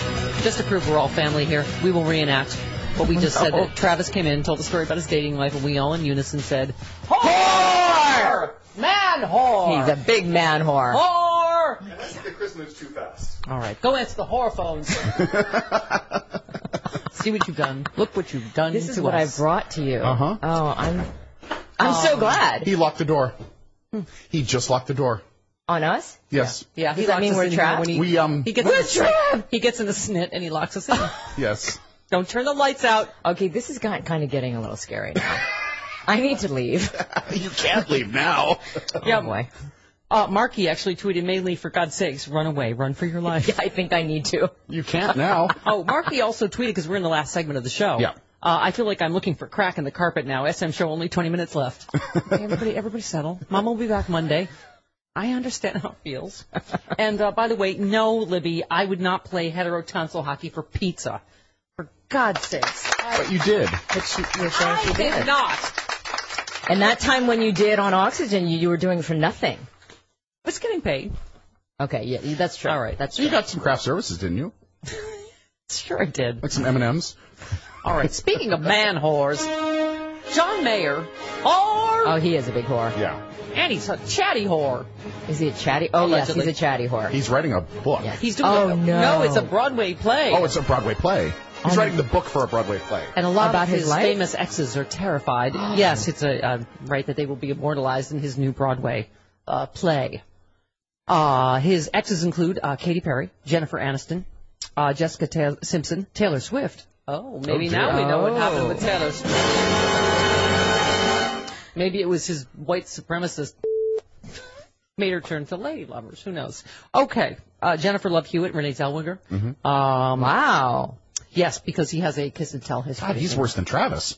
Right? Well, now he's gonna Wow, turn the he's lights been out. with all of those women. That's impressive to a certain extent. By the way, speaking of Katy Perry, you need to get busy on your diva rider. You require nothing when you come here. No, I don't. Because you provide nothing. So I have to bring my own coffee and, We can make you a pot of coffee if you'd like. You say that every time, but is there ever a pot of coffee ready when I come? No, because the man whore is too busy man whoring and not making coffee. Blame it on Travis. He's too busy on Grindr. Oh, all right. Let's move on. All right. Poor Travis. I provide nothing but love and friendship. For the most part, yes. All right, whatever. Katy Perry has very specific demands for her rider, including 2 rooms of pink, purple, and white flowers Absolutely no coronations. We've also been told that staff mustn't speak to her, especially to ask for a photo or an autograph, because it angers her before the show. This one would mean Maylee's rider. No eye contact, don't speak to her. I have read that there is a reason why they have these unusual requests like no carnations and stuff like that. It's to make sure that the venue pays attention to detail so that the show goes off without a hitch. I don't believe that. They're just being jerks. Right.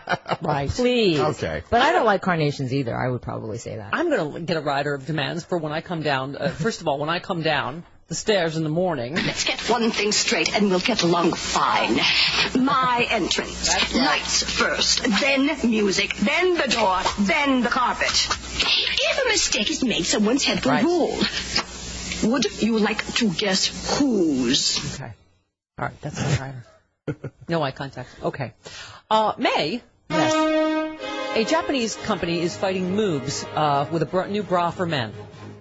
Moobs. The owner of a Tokyo clothing store has just started selling a guys-only garment. It is designed to perk up a man's chest while he sleeps.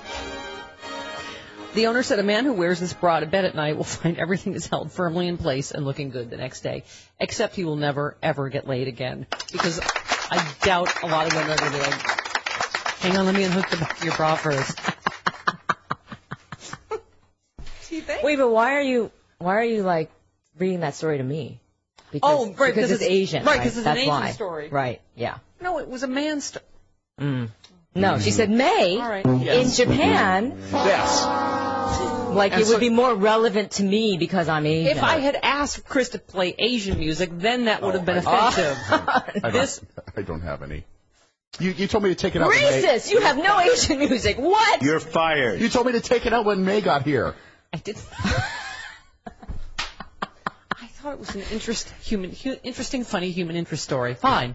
Yeah, but you prefaced it with in Asia. In Japan. No, she said in May Japan. in Japan. A pilot whose race I have no idea of. A pilot flying a plane with 47 passengers learned an important lesson on the flight from Northern Ireland. Always make sure your arm is attached before landing. What? He was landing in gusty weather conditions when his left arm prosthetic became detached from its yoke. Oh.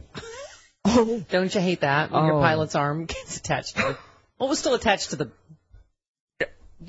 yoke. It just wasn't attached to him. Oh, no. Everything's fine. Everything's fine. Wow. I would think that to be a pilot, you would need an arm? 2 arms. Maybe. Well, he landed with the other arm. Everything was fine. That's incredible. Good for him. Ladies and gentlemen. He's a pilot with one arm. Yeah. That's ladies and gentlemen, we're approaching our... Uh-oh. All right. That's not good. Now, you don't want to know. Whatever you're thinking, my arm did not just pop off. Oh, God. All right. Anita in San Antonio, you're on with May. Yeah, good morning, Chris. Hi. Good morning, whores. Thank you. Oh, That good morning. includes Travis now. Yes. That includes Travis now. Yes. Lousy with whores. It Yes. does. Yes. Where are the good cops, Steph? Yeah, what happened to good cop, bad cop? It's only bad cop these days. What's happening? Yeah.